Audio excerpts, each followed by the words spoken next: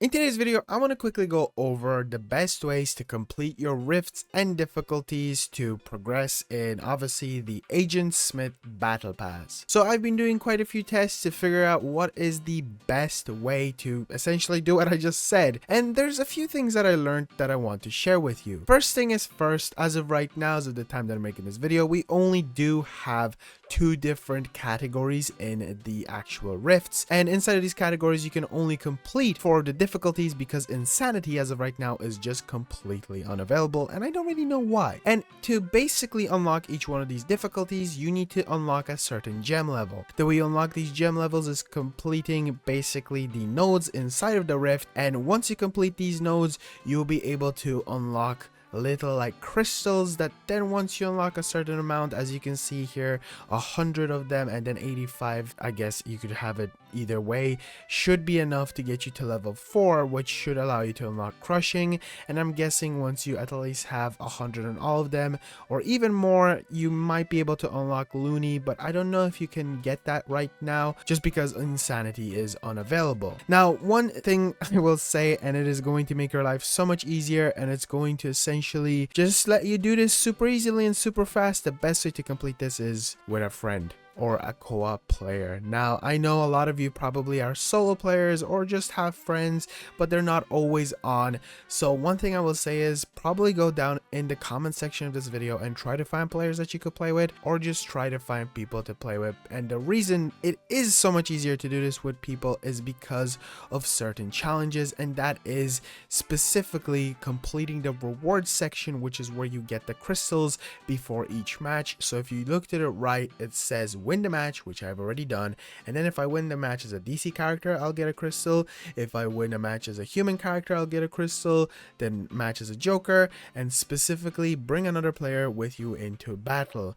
So you could use alt accounts that just kind of sit there if you have a second controller or whatever, you just have a console laying around that would be able to just hop in and play as the second player if you really want to do that. But honestly, that's how I was able to just get crushing relatively easy, was just hopping in with my girlfriend and we just basically played it, and it's super easy then as well. That's another reason why I would 100% recommend for you to play with co-op people, friends, is because these become so much easier. Now, one thing that we did do kind of differently was she is way behind me and I'm ahead of her, so trying to go into crushing by myself was a bit of a challenge. I will be honest, doing Joker, it isn't easy. They hit you for so much damage, and obviously it makes sense. It is a bigger difficulty, so it will become more challenging.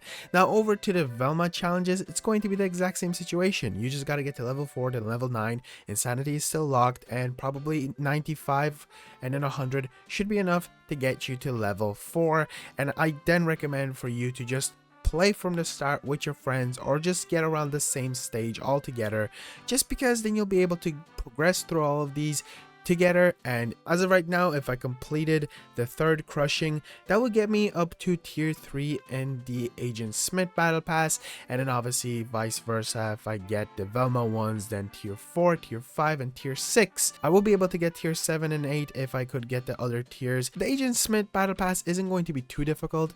It's just trying to unlock those rifts, and the challenges inside of the rifts, if you want to kind of get a quick breakdown of them, they're really easy. I feel like if you're watching this video, you already know them. It's just defeat AI and then complete minigames, and even if you fail the minigames, they still progress you forward. But the most important thing that you need to concentrate on, and 100% just try to do it straight off the bat. Don't just ignore it and then go back, because honestly constantly going back is kind of annoying.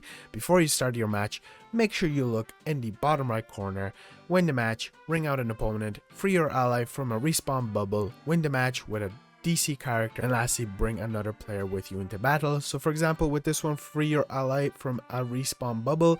In this one, I would have to have my friend essentially get hurt and die, just because I'm pretty sure you play solo on this one, so you can't complete it solo.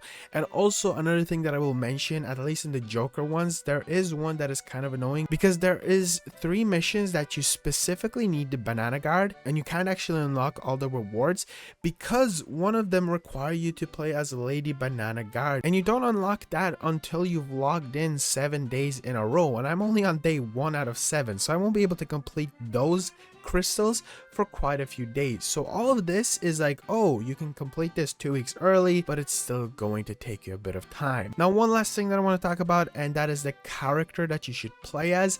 Now, one thing that I will say is just play as whatever you feel comfortable as, whatever you basically understand. Personally, I've been playing a lot as Joker, and most recently Banana Guard. The Banana Guard is actually incredible. It is one of the new characters that you got inside this, and it is definitely good. But a character that I feel comfortable as, because I played a bunch inside the beta, I haven't caught up to leveling it up yet, is Jake. Jake is such a good character. It's basically just, you can defeat anyone within seconds if you just understand the movesets. So that is the most important thing. Just understand the movesets, and that shouldn't be a difficult thing, especially if you play with one more person. But you know, take into consideration that maybe you can't, it is still possible to do it solo, but your life will be so much easier if you play with more than one person, and it is only up to 2 players. So yeah, that's kind of it. That's the best way to explain how to level up in these rifts as fast as possible. It is going to be time consuming no matter what. There is no cheating the system, which is completely understandable, and if you were looking for something better or something different, then unfortunately that isn't what is gonna happen. And also you're gonna have to wait quite a while for Techno Terror and Surfs Up either way, because they don't even have a timer. Probably will become a timer after the Jason versus Multiverse will be unlocked. I feel like we'll have a timer for Techno Terror, and then after Techno Terror we'll have a timer for Surfs Up. Anyway, hopefully this video did help you out in any kind of way. If it didn't, then I'm sorry. I tried my best to explain as best as I could, and stuff that I learned. Just play the game.